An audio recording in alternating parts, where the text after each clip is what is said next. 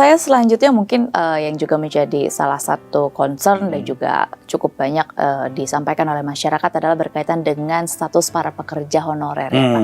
Mungkin boleh dijelaskan gambarannya mengenai kesiapan pemberian NIP kepada para pekerja honorer. Ya.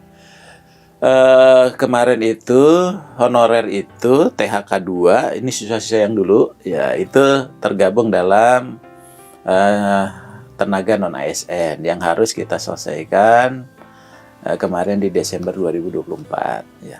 Dan itu sudah kita jalankan semuanya gitu ya.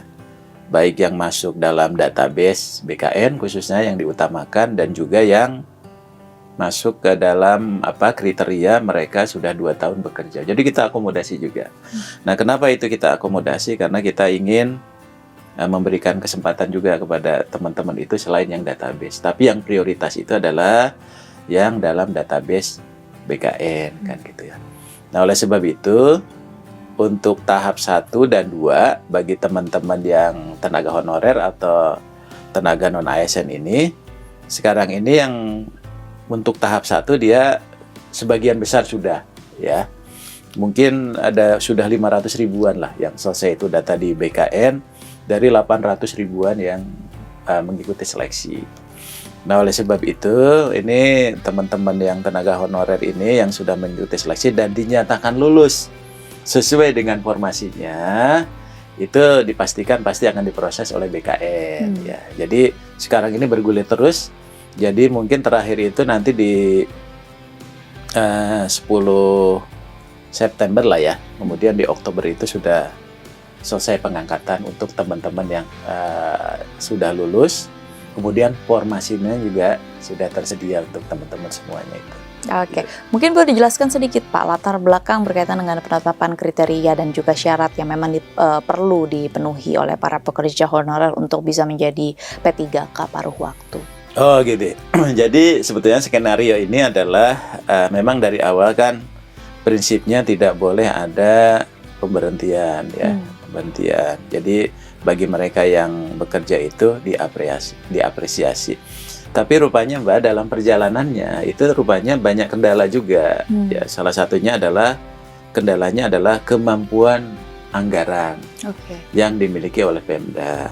Kemudian juga ada undang-undang HKPD, Hubungan Keuangan Pusat Daerah, yang membatasi itu belanja pegawai itu 30% gitu ya. Jadi ini menjadi kendala. Yang ketiga adalah kendalanya itu adalah usulan formasi yang terbatas antara tenaga honorer dengan formasi yang diusulkan ke Kemenpan RB.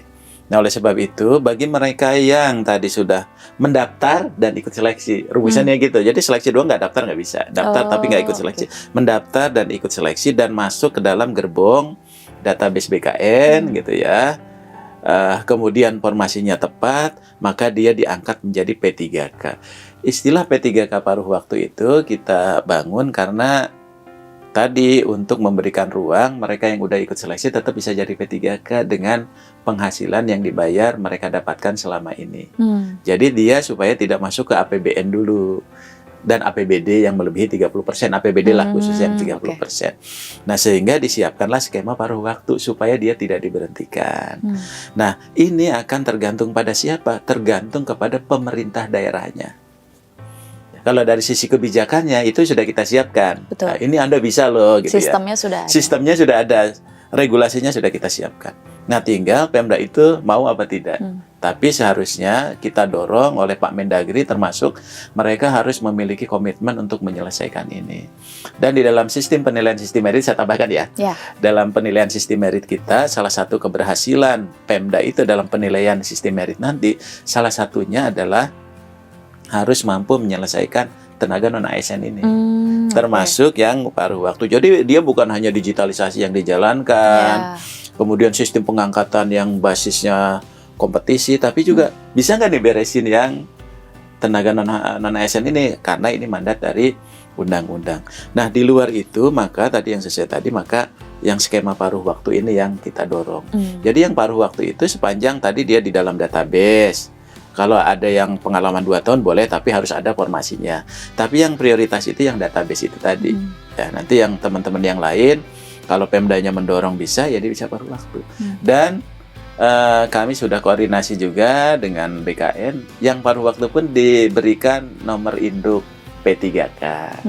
Kenapa diberikan? Supaya memberikan kepastian status hukum mereka di pemerintahan. Proses seleksi CASN 2025. Nah, sekarang ini kan banyak teman-teman yang bertanya ya, ramai juga ya di Ya, media sosial ini. betul. Kapan kesempatannya? Jadi pengadaan ASN itu tidak harus dilakukan setiap tahun sesungguhnya. Jadi sesuai dengan kebutuhan dan juga penganggarannya, ya.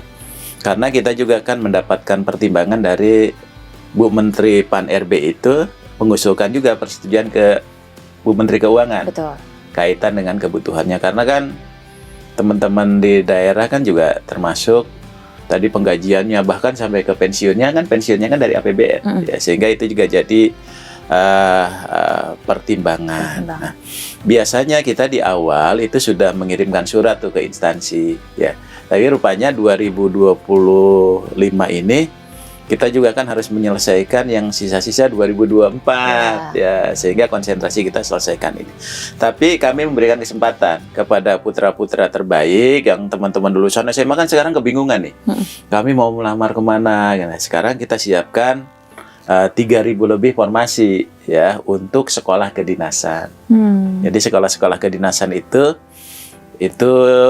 sekolah kader ya, sekolah kader yang memang kompetensinya dibangun di bidang tertentu, ada di perhubungan, kemudian juga di imigrasi, di PAS, di statistik, kemudian di Sandiman, di BSSN dan sebagainya. Jadi silakan nanti bahkan itu bukan P3K tapi itu untuk PNS dia kelulusannya nanti, dan ikatan dinas itu bisa menjamin. Tapi silahkan berkompetisi secara luas ya, karena memang ini diberikan kesempatan untuk seluruh rakyat Indonesia, sekali lagi yang memenuhi syarat ya. Jadi kompetisi itu kalau menurut saya penting karena ini bagian dari penerapan sistem meritokrasi. Ya, meritokrasi itu kan jadi penting. Ya, jadi tidak ada lagi seperti dulu keluhan misalnya ada KKN dan sebagainya ya. Sekarang ini jangan pernah percaya gitu loh yang seperti itu, karena narasi itu dibangun justru sama orang-orang yang memang mau mengambil keuntungan ya, atau modusnya penipuan dan sebagainya. Jadi 2025 ini kami pastikan bahwa saat ini kita memberikan formasi untuk sekolah kedinasan. Dan ini juga penempatannya itu bukan hanya di instansi pusat, misalnya di praja IPDN.